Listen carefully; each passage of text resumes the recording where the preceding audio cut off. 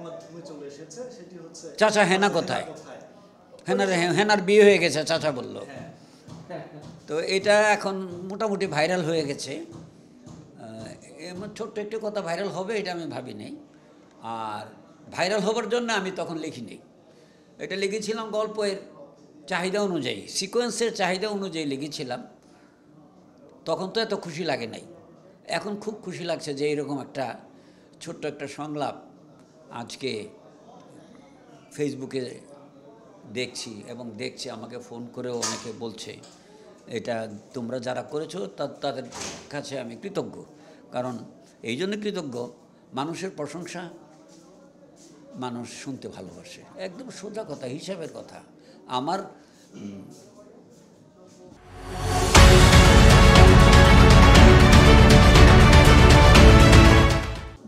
বদনাম করলে, আমার না, মানুষের বদনাম করলে অখুশি হয়, আর সুনাম করলে খুশি হয়।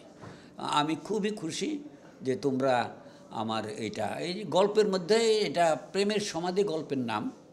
এই প্রেমের সমাধিতে দুজন নায়ক একজন নায়িকা, ও বাপ্পার সাথে নায়িকার প্রেম ভালোবাসা, যে কোনো অবস্থার পরিপ্রেক্ষিতে বিয়ে হয়ে যায় সেকেন্ড নায়কের সাথে, অমিত হাসানের সাথে।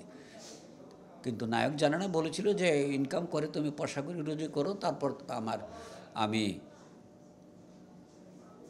আমার মেয়ের সঙ্গে তোমার বিয়ে দেবো। সে চলে যায় শহরে, এসে যখন দেখলো যে তার বিয়ে হয়ে গেছে, মেয়েটি অন্ধ ছিল, সেকেন্ড নায়ক অন্ধ মেয়েটাকেই ভালোবেসে নিয়ে চলে যায়। অন্ধ থাকাকালীন নায়ক যখন ছোট, তখন নায়ককে সেই নায়িকা চিনত ছোটোবেলার খেলার সাথে। পরে অন্ধ হয়ে যায় মেয়েটা, ছেলেটা বড় হইবার পর আর তাকে চেনে না, চোখ ভালো হইবার পর তাকে চেনে না।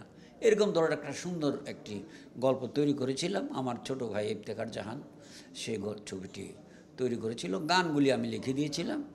তো এই গানটা যখন লিখি তখন আমার ছোটো ভাই বলেছিল যে এই গানটা হিট হবে কিনা জানি না, তবে এই গানটার জন্য আমার ছবিটা খুব ভালো চলবে। এবং গানের জন্য ছবি চলেছে ওরা বলে, কিন্তু একটি গান দিয়ে তো ছবি চলে না, ছবি চলে গল্প দিয়ে। তবুও গান দিয়ে মাঝে মধ্যে কোনো ছবি আছে অনেক সুপার ডুপার হিট হয়ে যায়। যেমন ঝিনুকমালার একটি গান তুমি আমার মনের মাঝে, তারপর তুমি ডুব দিও না জলে কন্যা, ওখানে 60টি গান ছিল, 60টি গানই হিট করেছিল। ওর মধ্যে তুমি আমার মনের মাঝে বেশি, গানের জন্য ছবিটি সুপার হিট হয়েছিল। নিপা মোনালিসার নতুন একটি নায়িকা ছিল, নায়ক ফারুকের সঙ্গে তাকে নিয়েছিলাম। গান একটি ছবিকে অনেক দূর পর্যন্ত নিয়ে যেতে পারে, ওই তুমি আমার মনের মাঝে দিয়েই আমি উপলব্ধি করেছিলাম। আর প্রেমের সমাধির এই গানটি যে এইরকম ভাইরাল হবে এটা আমি ভাবিনি, গল্প অনুযায়ী লিখেছিলাম। হ্যাঁ, ওই যে ফেসবুকে যারা দিয়েছে তাদের জন্য এটা ভাইরাল হয়েছে। এটা যে সুন্দরভাবে এটা উপস্থাপন করতে পেরেছে, মানে ভিডিওতে, তো এই জন্য এটা ভাইরাল হয়েছে। এবং আজকেও অনেকে বলছে, এবং আমি দেখলাম যে ওই আমাদের যে বর্তমানে লিডার সার্জিন, ওনাকে নিয়েও হেনা কোথায় একটা ফেসবুকে দেখলাম। এটা কোনো মানে বিদ্রুপ করে না, এমনি একটি হাস্যোজ্জ্বল সুন্দর একটা ইয়েতে ওরা এটা দিয়েছে। তো আমি খুব হ্যাপি যে আমার এরকম ছোট্ট একটি মানে সাধারণ সংলাপ মানুষকে পছন্দ করিয়ে দিয়েছে একদম নতুনভাবে। না, ওই সময়ের আগেও আমি ওর চাইতেও ভালো গল্প লিখেছি আমার দৃষ্টিতে। যেমন সবুজ সাথী, সকাল সন্ধ্যা, এই ছবিগুলো তো বাংলাদেশের ইতিহাস হয়ে আছে। এবং সবুজ সাথী আরেকবার একজন পরিচালক করেছে, সেটাও অত্যন্ত অত্যন্ত অত্যন্ত হিট মুভি হয়েছিল।